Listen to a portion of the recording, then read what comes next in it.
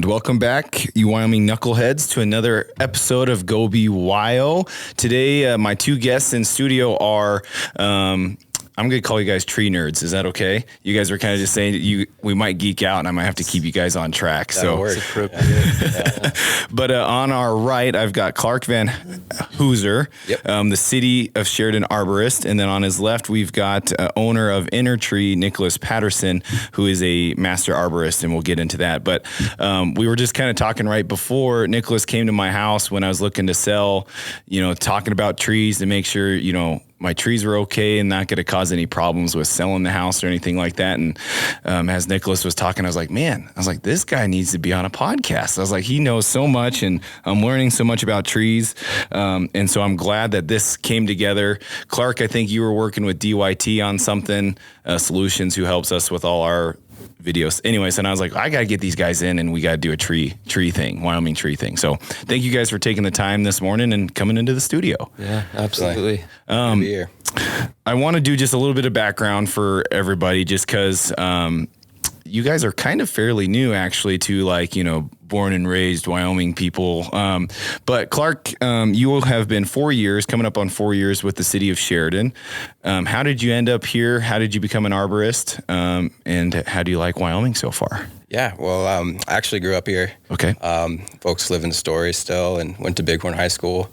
And then, graduated, went down to Laramie, did my degree down there in rangeland ecology, and then couldn't really find a job out of college, so ended up working for a forestry company down there during the height of the mountain pine beetle epidemic. Okay. So we were doing a lot of protective sprays and, fire-wise defensible space, clearing around cabins and stuff like that.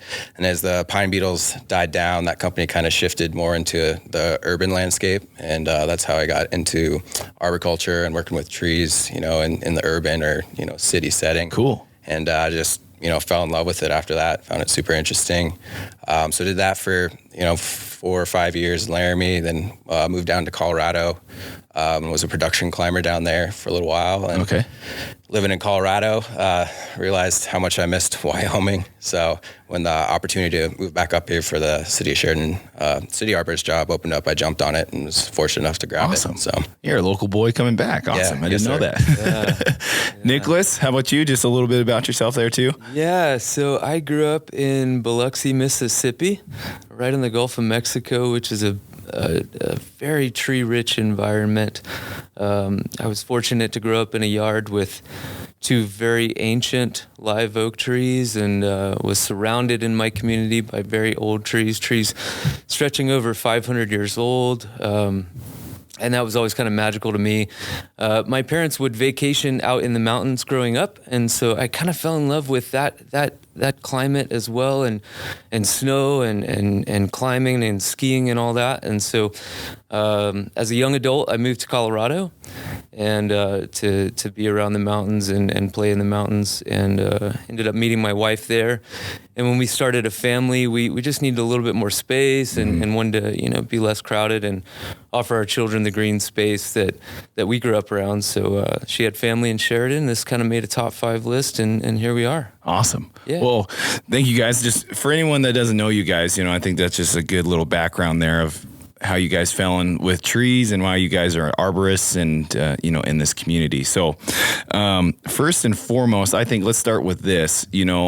Clark, you're from here, you're from Story, but Nicholas, you've had a early love for trees, but what makes Wyoming trees special, especially in what you guys do day to day? And I don't care who wants to take that one first. Want to shoot for it? Or maybe first for somebody, right? You guys told me to kind of, which ones are the Wyoming native trees? Let's start with that, and then we can dive into what makes them special. Just rattle them off. So we've got Plains cottonwoods, box elder, the black willow. Yeah.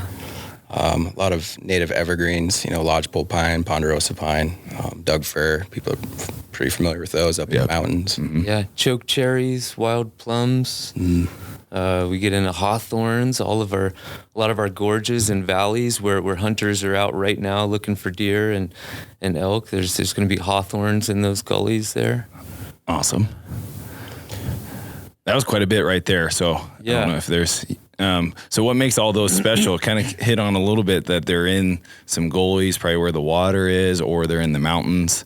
Well, I think when people think of Wyoming, we're particularly seen as a plain state.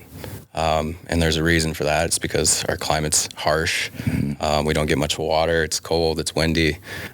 So to survive in Wyoming as a tree, I mean, you need the right environment. You have to set up shop and basically become a stronghold to take on all those elements. So that's why you usually find trees, closer down into the draws around water sources. And then, historically, around ranches and farmsteads where people were able to give trees the nurture they needed in order to get them to survive.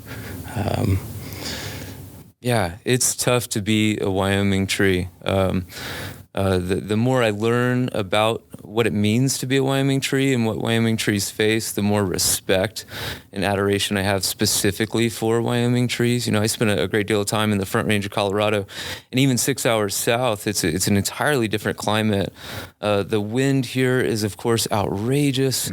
That's just strafing across the soil, desiccating. For all the little water we have all the elements that are just taking water away. We've got wind coming across the soil, conductively pulling water out of the soil. We've got constant sunlight just beating down on the soil, evaporating that moisture. And then we have ice storms, and the growing season is so short. So, it's seen out of Rocky IV, right, where he's like in the snow pulling the sled like uphill, and he's growing a beard like overnight, right? And he's like fighting in all these conditions. Like, that's what it means to be like the Wyoming tree. It's just the toughest place. If you had to be a tree and got to choose your location, it's unlikely you'd choose Wyoming.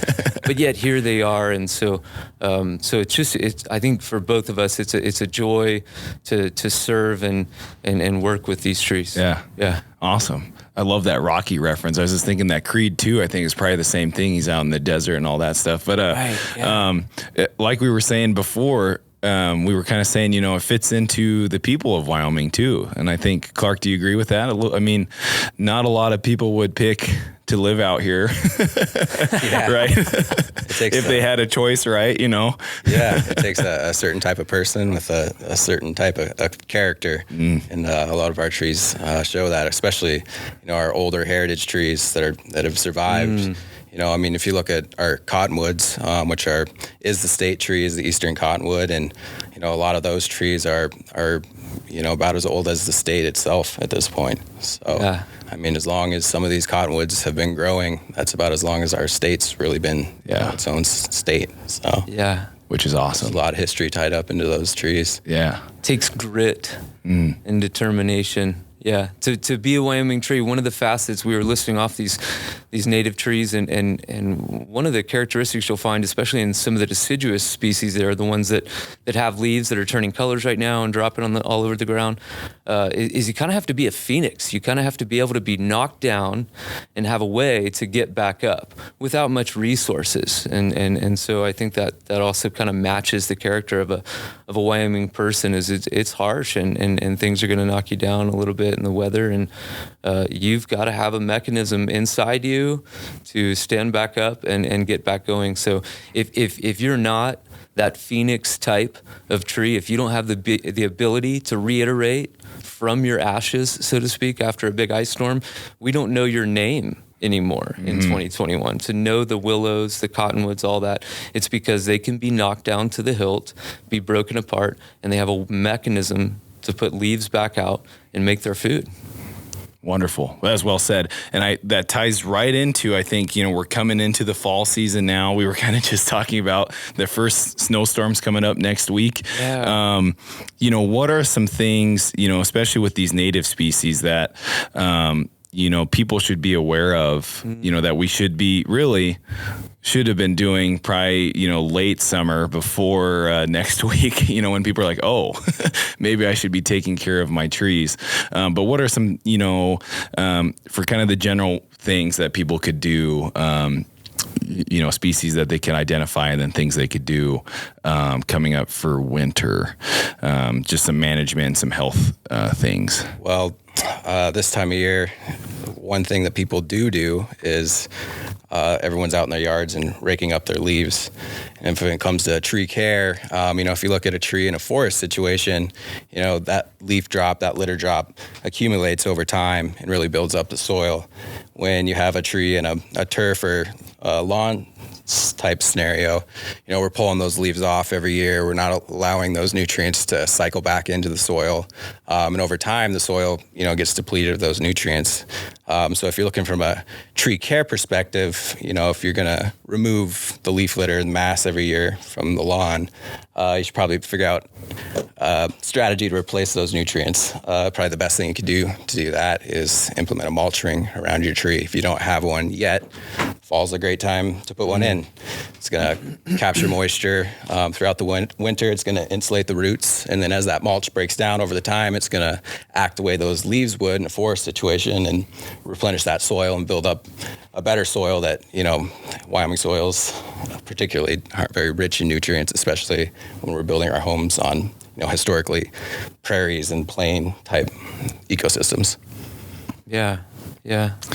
I would also state this is probably one of the least desirable times we're coming into and are kind of into now to be removing large live tissue from trees. This is one of the things we need to concern ourselves with in tree care, implementation and practice is when we are pruning, when we are cutting. A lot of pruning seems to take place in fall, making large wounds. So one of the aspects of pruning is these trees, these living organisms have to then seal these wounds that we make, and pruning is certainly wounding.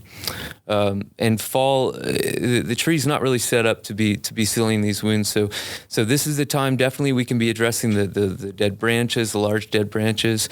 And certainly I think if there are safety issues with live branches, that kind of overrides these needs. But we need to be backing off on pruning live tissue from these trees and focusing more on soil health, as Clark was touching base on. And mulching is a key thing that can happen in fall. And we need to continue watering. There's a lot of people out there renting compressors right now, blowing out the sprinkler lines, and that's fine. We need to do that. We have frost coming. We don't want those sprinkler lines breaking. But this is the time for me where we gather up the hose and are out there independently watering different trees. And some nights that means bringing the hose inside in the mudroom, letting that thing thaw out. But we need to be continuing to keep the soil moist throughout the fall season. So. Yeah, I think it's really easy for a homeowner to turn off the irrigation system and kind of forget about the trees because, the turf's going dormant. Yeah. And especially with the warmer falls and extended falls that we've had the last few seasons, we've seen a lot of what we're calling winter kill on, some of our younger trees and even really some of our, mid-range and older trees because they're lacking that moisture. We aren't getting the snows that we've gotten historically. So, yeah. The homeowner's mind is, well, it's fall, it's winter, we don't need to water. From the tree's perspective, there's still a lot of going on there physiologically where that water needs to be in the soil, and if it's not there, you could lose your tree pretty quickly. Yeah.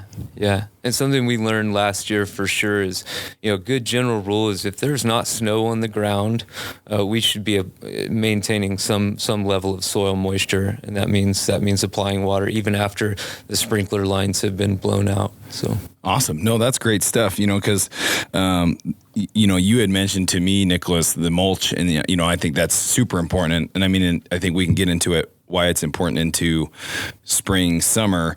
I didn't realize the water part, and I bet a lot of people don't realize that we should be trying to water it as much as possible until, like you said, snow's on the ground, and then, let's not do that. But both of you dive into kind of the importance of, not doing large amounts of pruning and cutting down right now. I think, I think some people don't realize why, because they just want to do it. The big thing is, and as you told me was, homeowners just think get that branch down because I don't want it to fall on my house. Right. Well, but that could be actually detrimental to the tree, and then the value of that tree on your property. So kind of dive into the importance of, and I think you guys made it very clear, large amounts of damages to the tree and pruning. Like cutting down big limbs. Pruning's okay, but not large amounts. So kind of dive into the importance of that. Yeah. So that point, that interface where trees meet people and trees meet property, that's exactly where we work. That's where we come into play. And so arboriculture is kind of it's cultivating trees and shrubs for sure, but it's kind of about meeting people's objectives and meeting those goals with an interest and an understanding of how we're impacting the tree while we're doing that. And there's always a proper time. There's always a proper season. Certainly, I think safety overrides kind of all of this. If we've got a branch blocking a stop sign or a large overextended branch that creates a risk for your home and for your family, I think that kind of overrides the mechanism there. But at all possible, we're making small cuts on Wyoming trees, small meaning things under 2 inches in diameter, things in the outer edges of the canopy. If you look at a lot of the natural breakage from storms, you see things breaking at like kind of the 3 and 4 inch diameter range. And so that tells us that if we were to go out in the outer third and outer fifth of the canopy, the outer edges in the younger parts of the tree, and make multiple cuts that are 1 inch diameter and around that size, we can alleviate that strain that our branches see. Even in the greatest ice storms, it's rare to see something over 4 inches in diameter break. So that tells us that if I can go out and beyond that 4 inch range and thin and reduce the mass and the load there, then I can reduce the likelihood of branch failure. So we can meet these objectives, but it's understanding how trees need to seal wounds and what goes into that.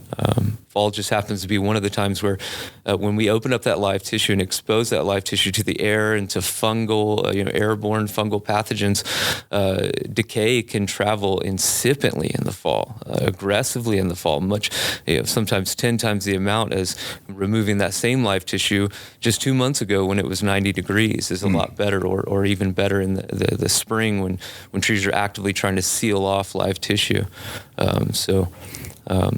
Timing is key, but yeah.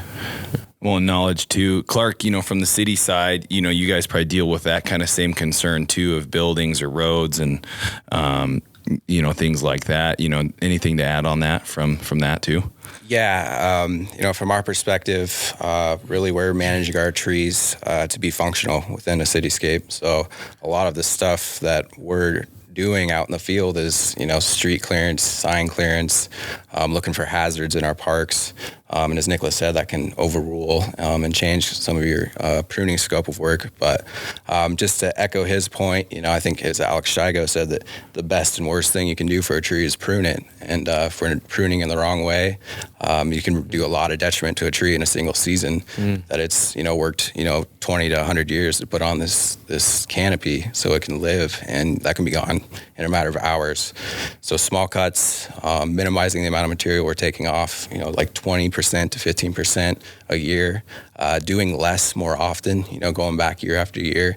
I think from a homeowner's perspective, trees can kind of be in the back of their mind, and then one day it's like, oh, I need to get this tree trimmed, and they want to see rapid change in the canopy. They want everything lifted off into the year. They don't want to have to pay for this tree, which is, understandable. Tree work can be expensive, but they want, one go every 5 years, where realistically, if they were to, do that, fifth of that, once a year for 5 years, they're going to get a better product. They're going to have a healthier tree.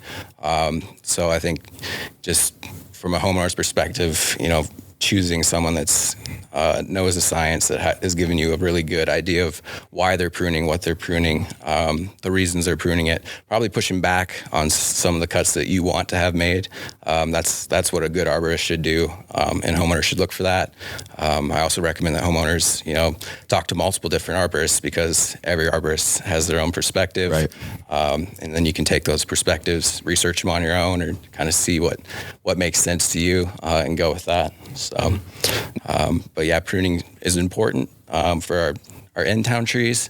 But if you look again at a tree in a forest, it's not getting pruned. It's doing fine. So we talked about like what makes a Wyoming tree, and that's, there's a reason why they've been here for over 100 years, and it's not because someone's been pruning it every year. So, and then, that's what I got. And then, I love the, why, make sure whoever, and this goes for almost any industry, but like why, make sure they're knowledgeable on like, why are we doing this and all that. And, and always doing less is good. And I think in anything you do, always think about, what are we doing? But, no, that was great, guys.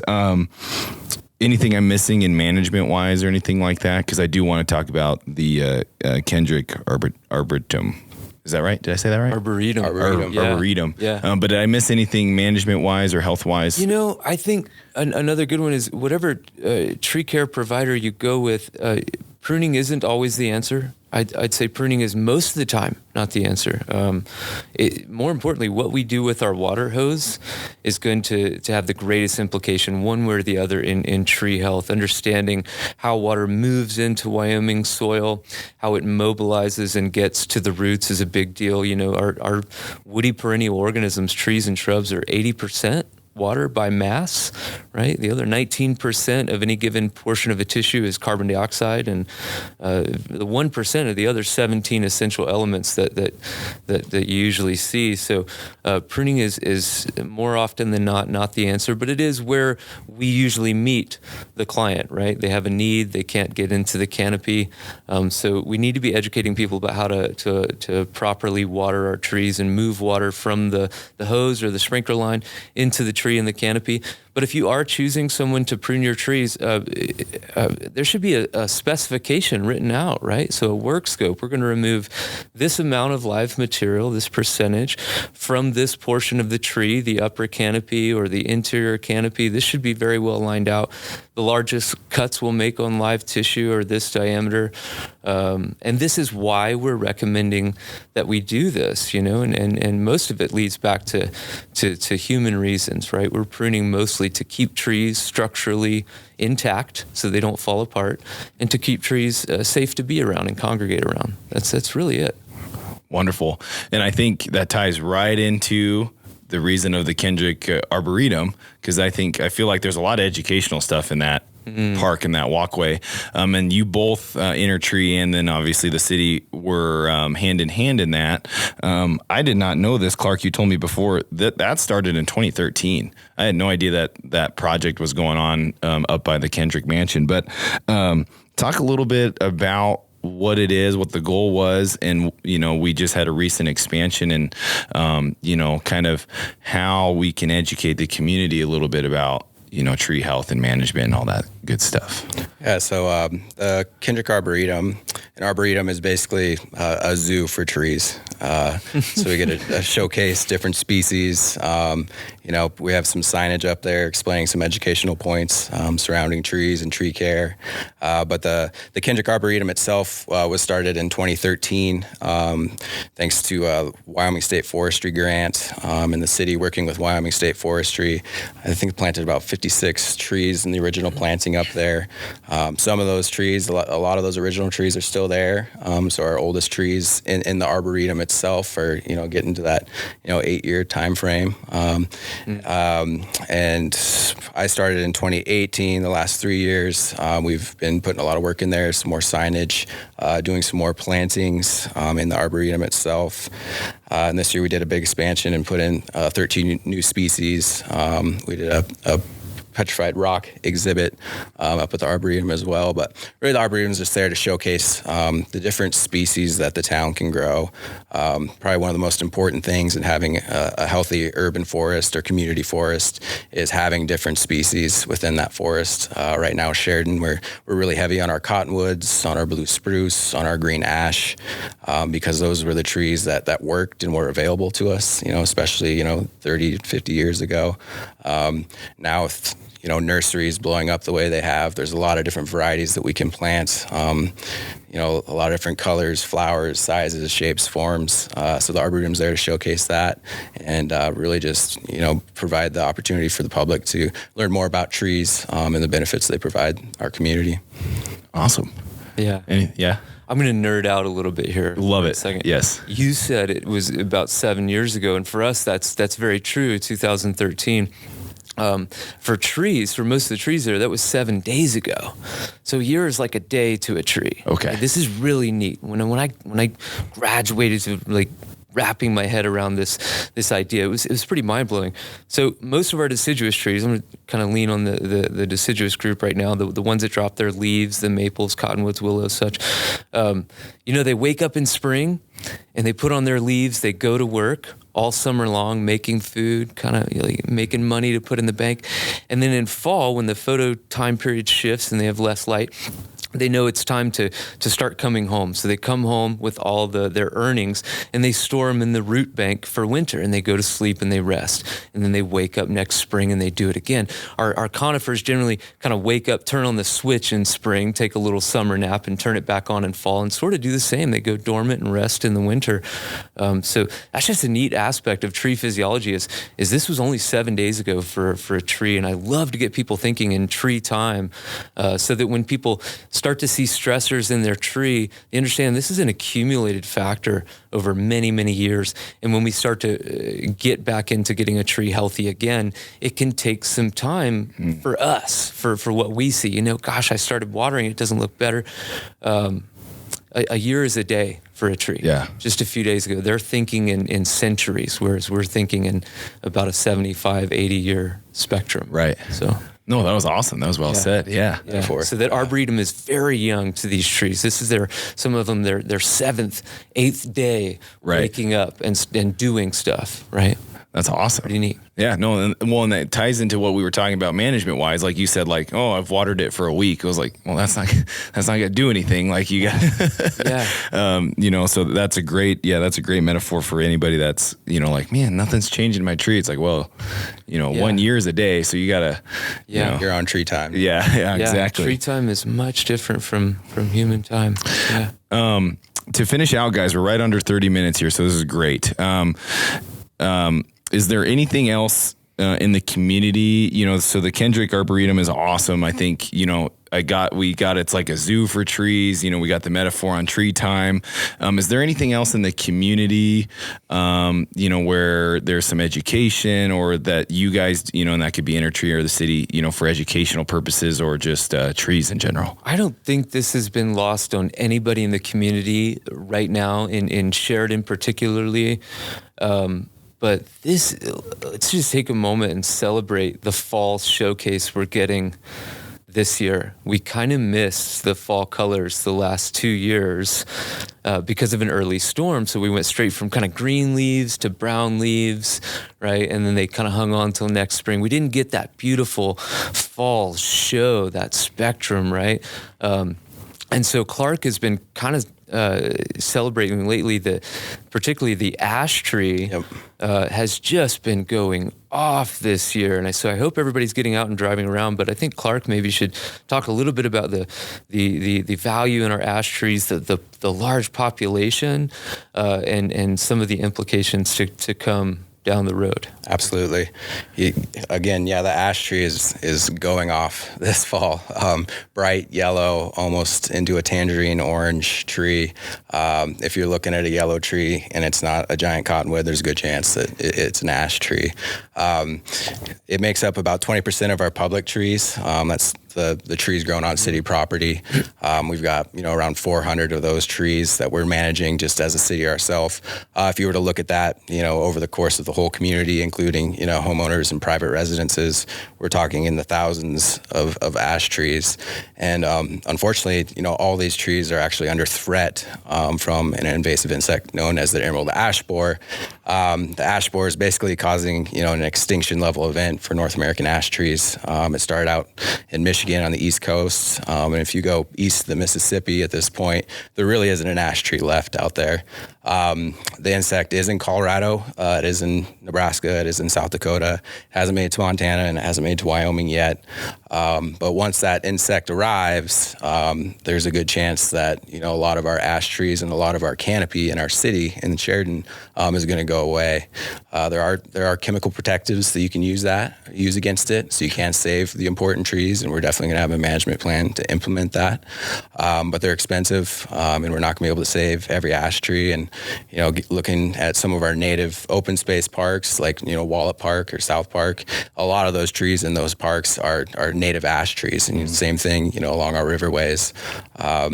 So yeah, just highlighting the ash tree and seeing what it's doing this fall, it makes such an impact on our community. The colors this fall, the shade it gives during the summer, just the amount of habitat and ecosystem services this particular species provides our town. So I guess my request of the community would be to figure out how to identify an ash tree. We need to start looking at our ash trees. We need to figure out which ones we value really highly, as much as I value every single one of them. Some decisions are going to have to be made. And there's a good chance that, if you're a homeowner in Sheridan, you might have an ash tree in your backyard. Your neighbor might have an ash tree on your fence line.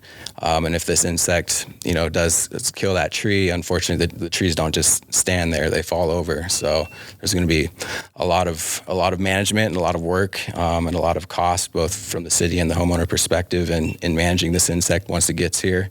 But I think as a community, we can rally around this species and treat it as a positive rather than a negative.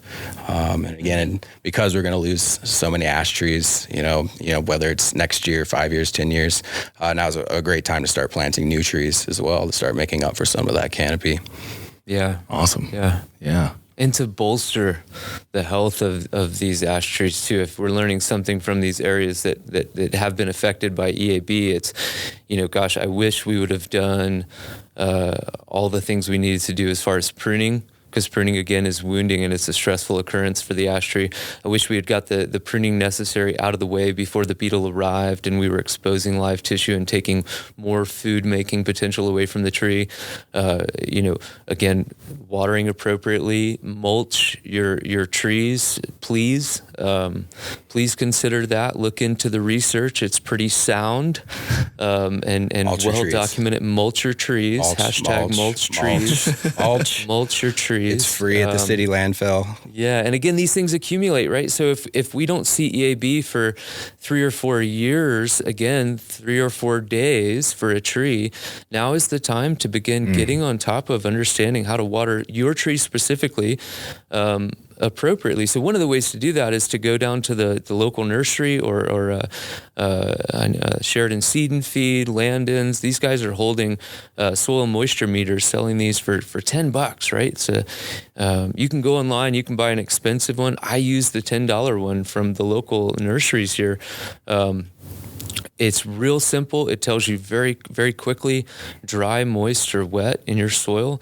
So you use a screwdriver, make a little hole in your soil around your tree's root zone, and plug that meter in, and it'll tell you whether you need to water or not, whether or not the soil at 3 to 6 inches is moist or not. And so that's how we really get on top of maintaining adequate soil moisture in our trees. So.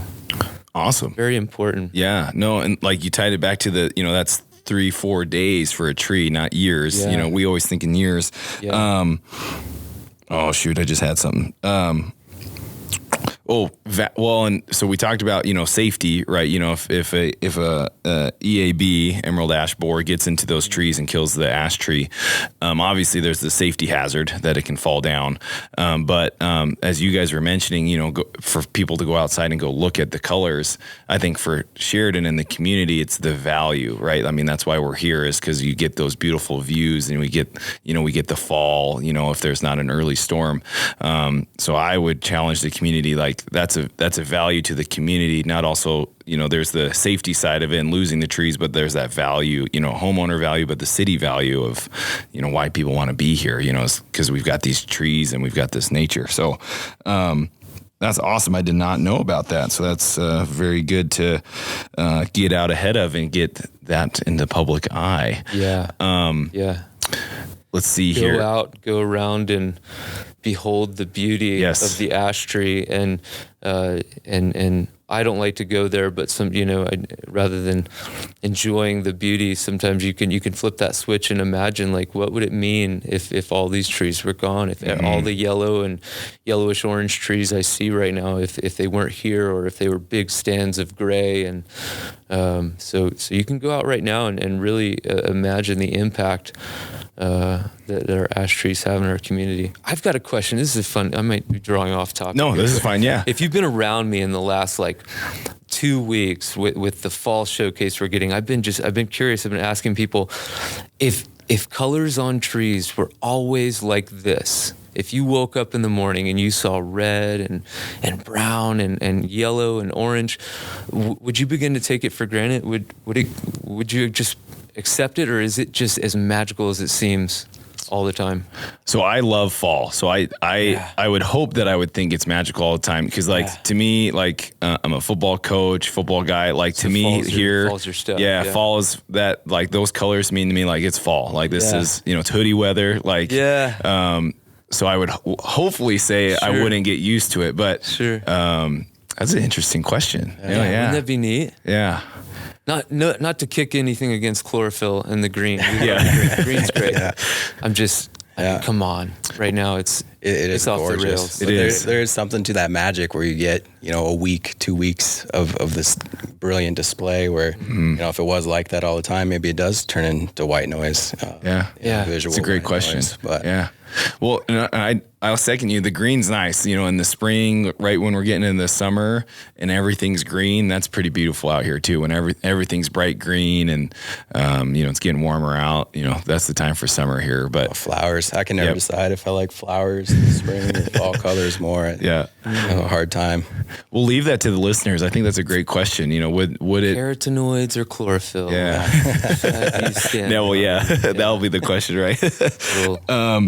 Well, last little thing, because you both are very heavy in social media, and I think it's very important, right? Especially the fall colors and things like that, the importance of the ash tree and what you guys do. Clark, you're on Instagram. What's your Instagram handle, I guess? I think it's at Clarky_V, just the letter V, or it might just be Clarky V. But I can pull it up real quick. It'd be like a Jamie on the Joe Rogan. But you post things that you do, as your job too, education wise. Trees and fish is what you'll get. Yes. when you come to my page. Clarky_V. Yeah. And then does the city produce any kind of literature as well and things going on? Our social media team, we do have Facebook, and our community forestry program. We have posts on there every now and then. Yep. We do have a website, a community forestry website within the SheridanWY.gov. There's some good resources there, especially, homeowner tips for young tree care, watering, mature tree pruning. It's all up there if you just go to tree care tips.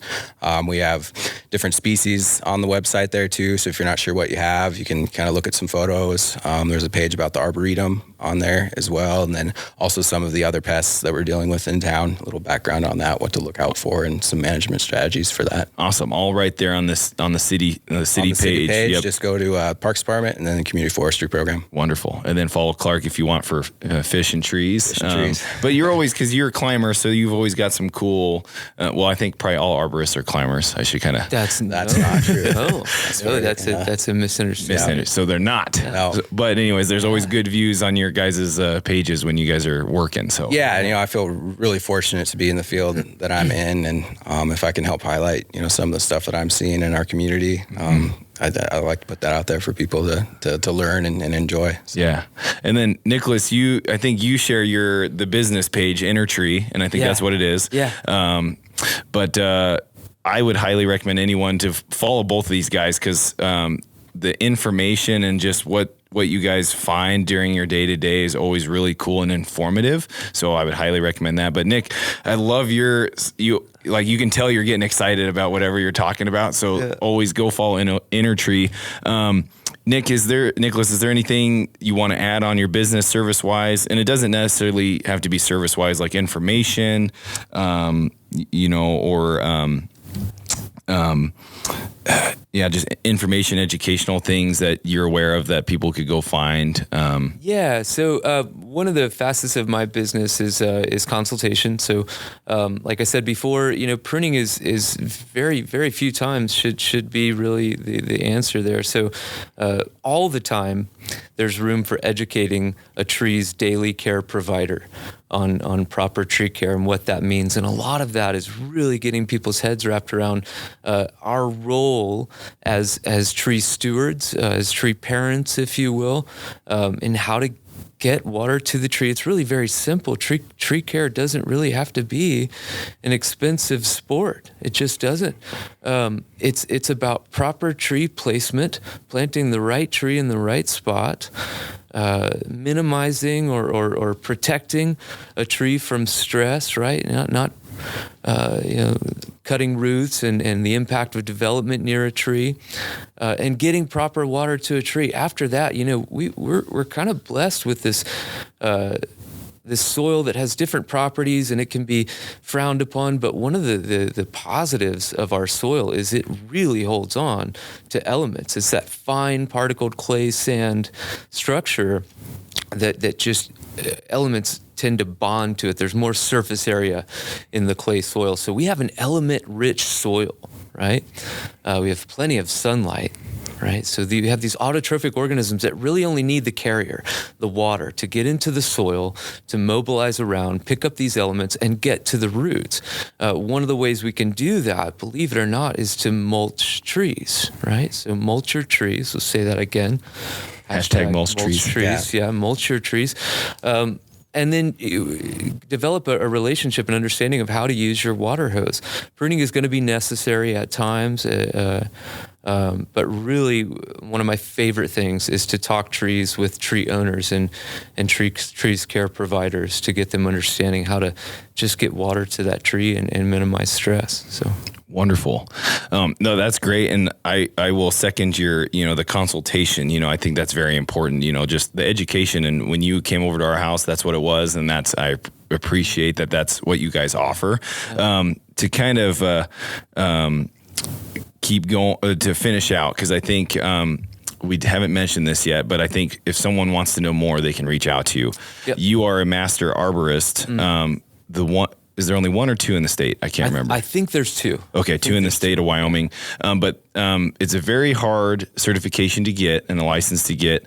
I think how many are in the country? I think it's... So last time I checked, I think there's around 30,000 certified arborists in the world, and there's hundreds only of master arborists. Yep. It's not a requirement by any means. Right. I can't think of an organization that would require one to follow this path. It takes about 10 years to get it. If you started today to decide I want to be a master arborist with no experience, it would take about at least 10 years to accumulate the eligibility, the points, the knowledge, and to go through the literature and the research to be eligible to take the exam. The exam's pretty extensive. It's a board certified process. So I thoroughly enjoyed it. Yeah. It forced me to geek out with a lot of books that I had been meaning to read. And it's really neat. It really leans on the ability to accurately diagnose a tree given any dynamic situation, and no matter the condition, and properly prescribe what's needed to achieve the human objectives and the tree's objectives. So it requires a very intimate understanding. I thoroughly enjoyed the process. Awesome. Yeah. I just wanted it because it's I think many people might not know that of how hard it is, and then that you are here in Sheridan. So, well, thank you guys. Did I miss anything? I think we hit everything we wanted to cover.